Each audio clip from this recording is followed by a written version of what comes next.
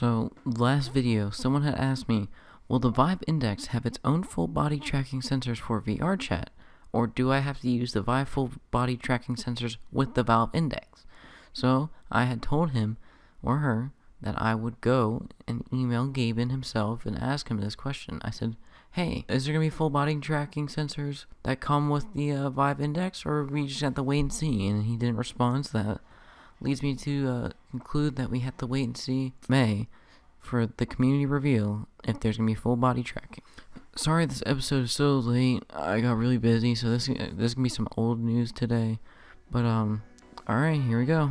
So, the last time that we ever heard from Gordon Freeman and his adventures fighting the Combine was in 2007 with Orange Box. Since then, episode 2 ended with a huge cliffhanger, and we're still waiting for episode 3 to release. It has been 12 years since the release of episode 2, and we know that Valve is going to be making a VR Half-Life game, but people have been saying it's not going to be as good as we think.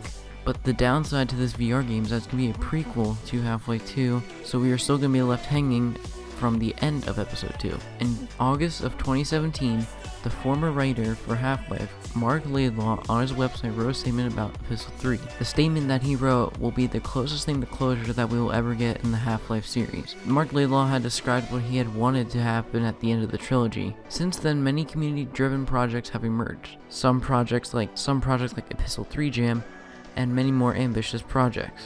There are two major Episode 3 games being made, Project Borealis and Project Boreal-Alpyh. The team Keep Away From Fire is creating the Boreal-Alpyh project. This project is the one that seemed to stay near the original source material from the other Half-Life games. The modern-day Half-Life game takes place in Alaska in a much more updated version of the source engine and picks up where Episode 2 left off. This project does take place in other places other than the Arctic.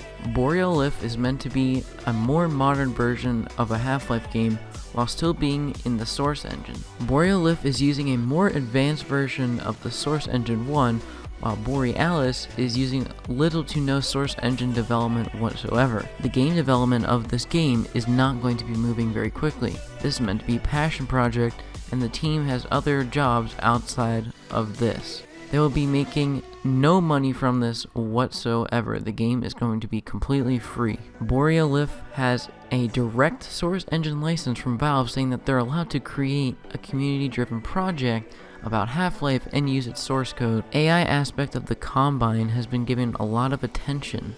The Combine have now been more intelligent and can possibly flank you. This new version of Half-Life is meant to be all skills based.